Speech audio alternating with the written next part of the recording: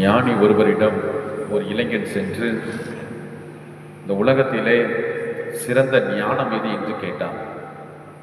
அதற்கு அந்த ஞானி சொன்னார், இன்பத்திலே உயிரை பறக்காமலும் துன்பத்திலே பாதாளத்தில் விழாமலும் சமநிலையில் யார் இருக்கிறார்களோ அவர்கள்தான் இந்த உலகத்தின் மிகச்சிறந்த ஞானி என்று சொன்னார்.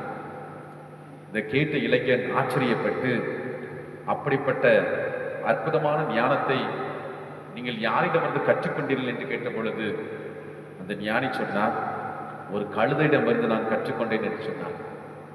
இவன் வாயை பிளந்து கழுதையிடமிருந்து ஞானத்தை கற்றுக்கொள்ள முடியுமா என்று கேட்டான். அதற்கு சொன்னார், நான் கற்றுக்கொண்டது கழுதையிடமிருந்துதான்.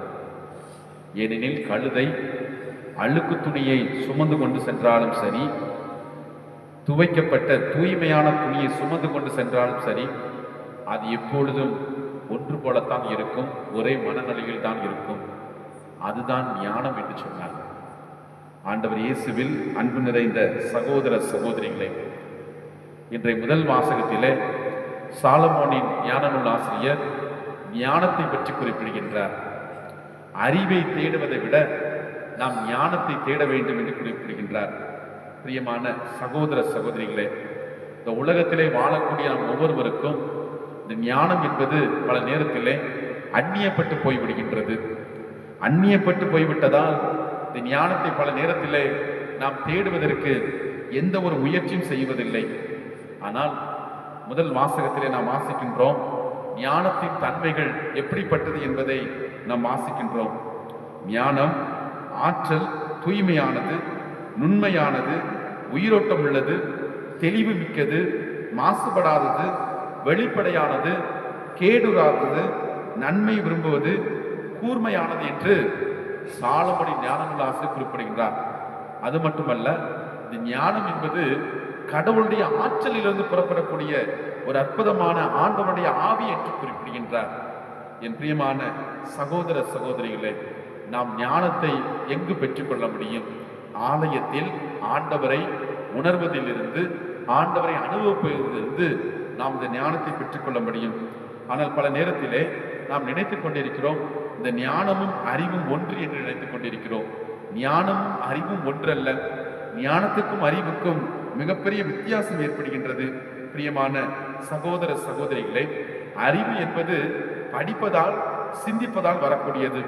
ஆனால் ஞானம் என்பது மிகப்பெரிய ஒரு விழிப்புணர்வு என்பதை நாம் கற்றுக்கொள்ள வேண்டும்.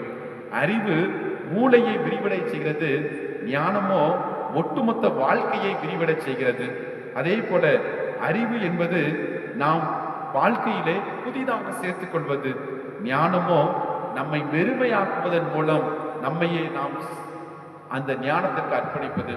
இப்படி பல காரியங்களை நாம் சொல்லிக் கொண்டே போகலாம். எது நமக்கு முக்கியம்? பவுல் குறிப்பிடுகிறார், அறிவெல்லாம் கடந்த இறை அமைதி நமது மத்தியிலே இருப்பதாக என்று சொல்கிறார். அறிவு என்பது நமக்கு அமைதியை கொடுக்காது, அறிவு என்பது நமக்கு சந்தோஷத்தை கொடுக்காது. மாறாக ஞானம் மட்டுமே நமது வாழ்க்கையிலே அமைதியை கொடுக்கும், சந்தோஷத்தை கொடுக்கும். பிரியமான சகோதர சகோதரிகளே, அதே போல அறிவுக்கு எட்டாத அன்பு என்று சொல்கின்றார். அந்த அறிவுக்கு எட்டாத அன்புதான் இந்த சிலுவையிலே தொங்கிக் கொண்டிருந்த நம் ஆண்டவர் இயேசு. என் பிரியமான சகோதர சகோதரிகளே, ஞானத்தோடு செயல்படுவோம். ஞானம் என்பது எல்லாரையும் சேர்த்துக் கொள்ளும். அதற்கு வித்தியாசம் பார்க்க தெரியாது. ஞானத்திற்கு எப்போதுமே அன்பு மட்டும்தான் தெரியும். ஏனெனில் கடவுள் அன்பாய் இருக்கிறார். அந்த அன்பே கடவுள் ஞானத்தின் ஒட்டுமொத்த வடிவமாக இருக்கின்றார். எனவே இந்த உலகத்திலே அறிவை தேடுவதை விட ஞானம் எங்கே என்று சொல்லி நாம் தேடுவோம். சாக்ரட்டிஸ் ஞானத்தை தேடி அலைந்தான். அதே போல நாமும் ஞானத்தை தேடி அடைவோம். அறிவு அழிந்து போகும், அழகு அற்று போகும். கடவுள் தரக்கூடிய ஞானமோ ஒருபோதும் அழிந்து போகாது. ஆமென்.